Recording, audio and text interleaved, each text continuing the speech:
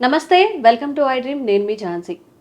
Sugar ఉన్న పేషెంట్స్లో కామన్గా చెప్పేది ఏంటంటే, చాలామంది మేము మెడికేషన్ సరిగ్గా తీసుకుంటున్నాము, ఫుడ్ హ్యాబిట్స్ పాటిస్తున్నాము, అయినా కూడా షుగర్ లెవెల్స్ చాలా హైగా ఉంటున్నాయి, 350 అలా ఉంటున్నాయి అని చెప్తున్నారు. మరి ఇలా ఉన్నప్పుడు మనం ఎలాంటి జాగ్రత్తలు తీసుకోవాలి, ఇంకెలాంటి ఫుడ్ హ్యాబిట్స్ మనం అడాప్ట్ చేసుకుంటే మంచిది, ఈ విషయాలని డిస్కస్ చేద్దాం. ప్రస్తుతం మనం జనరల్ ఫిజిషియన్ శివరామకృష్ణ గారు ఫ్రమ్ విరించి హాస్పిటల్, వారిని అడిగి ఈ విషయాలన్నింటికీ ఒక క్లారిటీ తీసుకుందాం. నమస్తే అండి.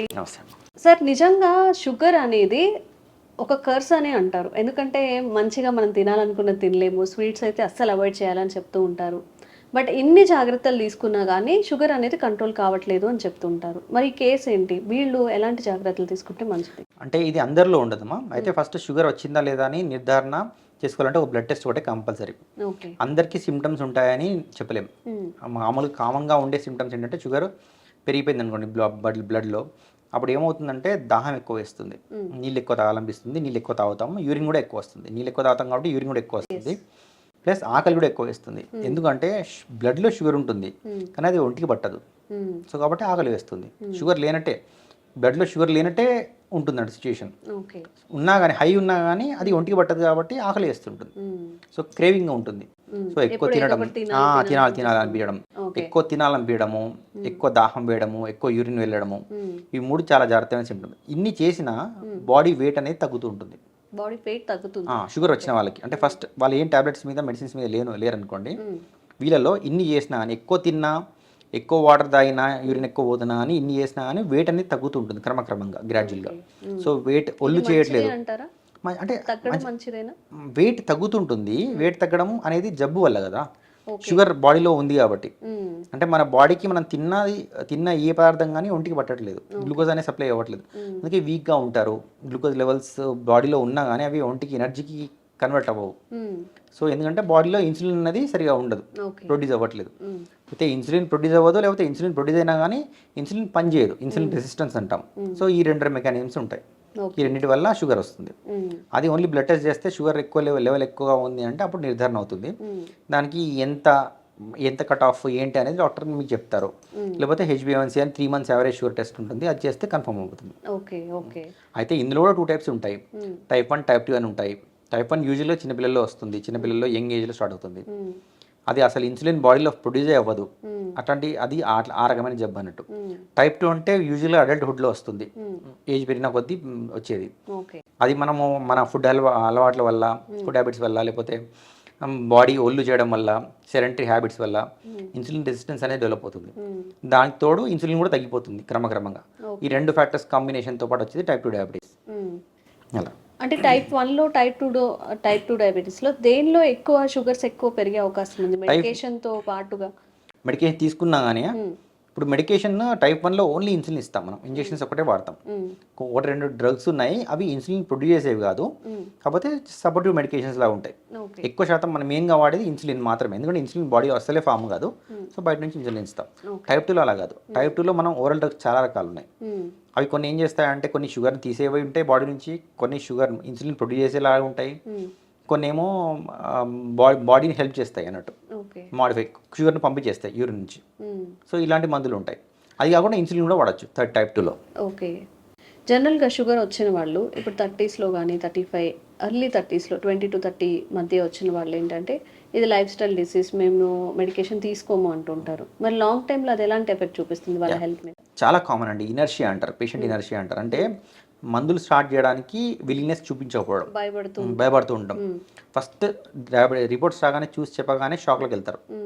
షుగర్ అండి వచ్చింది, మీరు మందులు వాడాల్సిన స్టేజ్లో ఉన్నారు, మందులు అవాయిడ్ చేయకుండా తగ్గించడానికి కష్టం అని చెప్తాం. చెప్పగానే వాళ్ళు ఫేస్లో మార్పు వచ్చేస్తుంది, దే వోంట్ యాక్సెప్ట్ ఇట్. అసలు తీసుకోరు. నాకు షుగర్ రావడం ఏంటి, ఇంత యంగ్ ఏజ్లో రావడం ఏంటి, నేను ఇప్పుడు ఇంకా లైఫ్ లాంగ్ రోగిలాగా ఉండాలా అన్న ఫీలింగ్లో ఉంటారు. సో వాళ్ళకి ఫస్ట్ అంటే ఏ లెవెల్లో ఉందనేది ఇంపార్టెంట్. ఫస్ట్ డయాగ్నోస్ కాగానే మీరు షుగర్ లెవెల్ ఏ లెవెల్లో ఉంది, స్టార్టింగ్ స్టేజ్లో ఉందనుకోండి, లైఫ్ స్టైల్ మోడిఫికేషన్ చెప్పొచ్చు, 3 months 6 months ట్రై చేయమని చెప్పొచ్చు. ఆ 3 months 6 monthsలో లైఫ్ స్టైల్ మోడిఫికేషన్ స్ట్రిక్ట్గా ఫాలో అయ్యారనుకోండి, దెన్ షుగర్ తగ్గిందనుకోండి, అది కంటిన్యూ చేసుకోవచ్చు. మీరు లైఫ్ స్టైల్ మోడిఫికేషన్ చేసినా కానీ 3 monthsలో షుగర్ కంట్రోల్ అవ్వకపోతే ఆ ఎర్లీ స్టేజ్లోనే మందులు స్టార్ట్ చేయాలి. అదే రావడమే షుగర్ లెవెల్స్ చాలా 300-400లో ఉన్నాయనుకోండి, కంపల్సరీ మందులు స్టార్ట్ చేయాల్సిందే. లైఫ్ స్టైల్ మోడిఫికేషన్ అంత షుగర్ లెవెల్ నుంచి నార్మల్ షుగర్ లెవెల్కి తీసుకురాదు life style modification. So basic starting స్టేజ్లో ఉంది, ఇప్పుడిప్పుడే పెరుగుతుంది అని అంటే అప్పుడు లైఫ్ స్టైల్ మోడిఫికేషన్ చేసుకోవాలి. ఓకే. అయితే మనము ఇనర్షియా అంటే ఇప్పుడు పేషెంట్ ఎవరైతే నేను మందులు వాడను, మందులు తీసుకుంటే నాకు ఏదో జబ్బు ఉంది అని ముద్ర పడిపోతుంది, నేను తీసుకోను, నేను హెల్తీ డైట్ తీసుకుంటాను, ఎక్సర్సైజ్ చేస్తాను, ఇవి చేస్తాను అని షుగర్ని ఎక్కువ పెట్టుకున్నాడు అనుకోండి, షుగర్ ఒక్కసారి వెంటనే ఎఫెక్ట్ చేయదు, గ్రాడ్యువల్గా క్రమక్రమంగా పెరుగుతుంది అనుకోండి, క్రమక్రమంగా మన బాడీ అవయవాలన్నింటినీ ఎఫెక్ట్ చేస్తుంది. చూపు తగ్గచ్చు, రెటినోపతి అంటాము, నరాలు పాడవచ్చు, న్యూరోపతి అంటాము, తర్వాత కిడ్నీలు దెబ్బతినచ్చు, నెఫ్రోపతి అంటాము. అది కాకుండా హార్ట్ అటాక్స్ వచ్చే రిస్క్ ఎక్కువ పెరుగుతుంది, బ్రెయిన్ స్ట్రోక్ వచ్చే రిస్క్ ఎక్కువ పెరుగుతుంది. సో ఇవన్నీ ఇన్ఫెక్షన్స్ వచ్చే రిస్క్ ఉంటుంది, చిన్న దెబ్బ తగిలినా ఇన్ఫెక్షన్స్ వచ్చే రిస్క్ ఉంటుంది. సో అంటే షుగర్ పేషెంట్స్ ఉంది అన్నప్పుడు పెద్దవాళ్ళు కాదు, చిన్నవాళ్ళు కాదు, లాంగ్ టైం కాదు, తక్కువ టైం కాదు, అసలు మనం ఎలాంటి జాగ్రత్తలు తీసుకోవాలి? ఫుడ్ కానీ, ఎక్సర్సైజ్ కానీ, మన స్లీప్ సైకిల్ కానీ ఎలా ఉంటే మంచిది? ఎవ్రీథింగ్ ప్లేస్ ఏ ఇంపార్టెంట్ రోల్ ఇండివిజువల్లీ. అయితే ఫస్ట్ స్టెప్ బై స్టెప్ వద్దాం. ఫస్ట్ ఫుడ్ అంటే ఏంటంటే మనకు పిండి పదార్థాలు, కార్బోహైడ్రేట్ అంటాం, దాన్ని తక్కువ తీసుకోవాలి. ఎందుకంటే మనకు ఇన్స్టెంట్ గ్లూకోజ్ ఎనర్జీ ఇచ్చేది పిండి పదార్థాలు మాత్రమే, లైక్ రైస్, చపాతీ కానీ. Chapati is better than rice తినడంలో. సో ఎందుకంటే కొంచెం కాంప్లెక్స్ ఉంటుంది కార్బోహైడ్రేట్. రైస్ అంటే ఇన్స్టెంట్, మళ్ళీ ప్లస్ సన్న బియ్యం అనుకోండి, లైక్ బాస్మతి రైస్ అనుకోండి, that is better than normal rice. దొడ్డు బియ్యం కంటే దొడ్డు బియ్యం తొందరగా కరిగిపోతుంది, తొందరగా గ్లూకోజ్ స్పైక్స్ ఇస్తుంటాయి. సో కాబట్టి దానివల్ల కూడా ఇంకోటి హై గ్లైసిమిక్ ఇండెక్స్ ఫుడ్స్ అంటారు. లైక్ ఇప్పుడు కొన్ని ఫ్రూట్స్ ఉంటాయి, watermelon, banana, mango, grapes, sapota, సీతాఫలం, ఇలాంటివి తీయగా ఉంటాయి, తినగానే గ్లూకోజ్ లెవెల్స్ పెరిగిపోతాయి తొందరగా. సో ఇలాంటి ఫ్రూట్స్ తక్కువ మోతాదులో తినాలి, లేకపోతే అసలు అవాయిడ్ చేయాలి.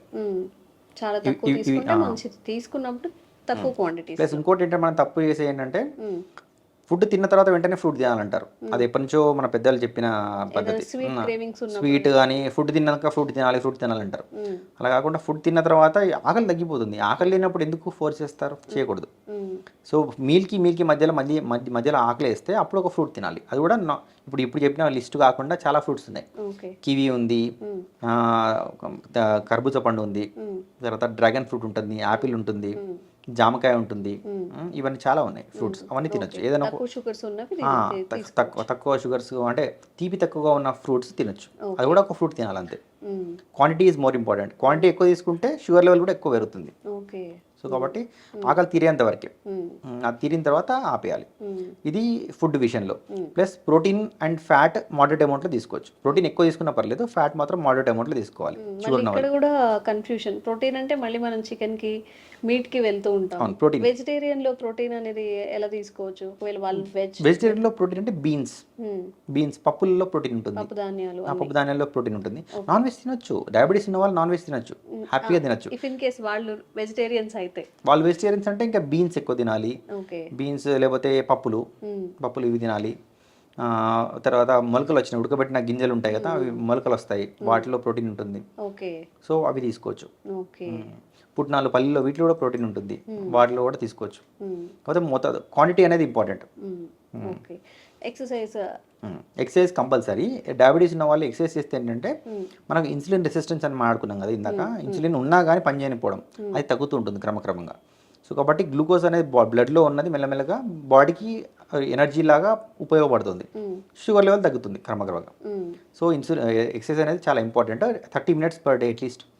ఎక్సర్సైజ్ అంటే కంపల్సరీ రన్నింగ్ చేయాలా, స్పోర్ట్స్ ఆడాలంటే అలా కాదు, బ్రిస్క్ వాకింగ్, ఫాస్ట్ వాకింగ్ అయినా చేయొచ్చు.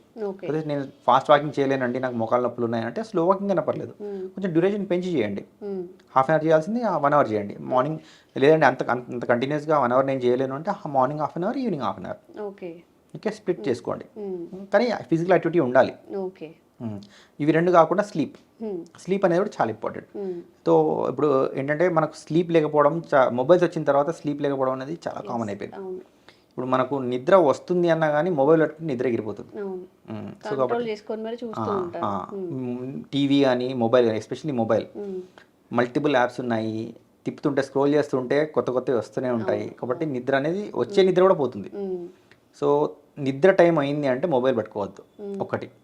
ప్లస్ నిద్ర 8 hours స్లీప్ ఉంటే బెటర్. నైట్ టైంలో 8 hours కంటిన్యూస్ స్లీప్ ఉంటే better.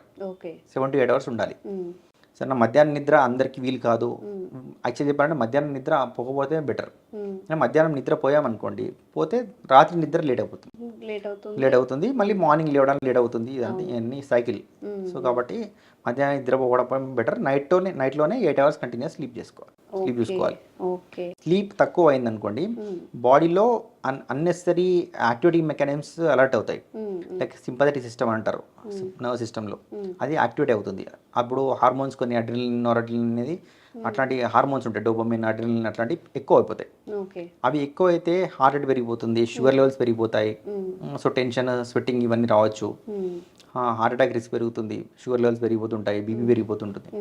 So everything is again మళ్ళీ vicious cycle. Okay. So food, exercise, sleep cycles మంచిగా మెయింటైన్ చేసుకుంటూ ఫుడ్ కూడా కాస్త బయటవి తగ్గించేసి మీరు చెప్పినట్టు ప్రోటీన్ ఫుడ్ తీసుకుంటే మంచిది. థ్యాంక్ యూ అండి. Thank you.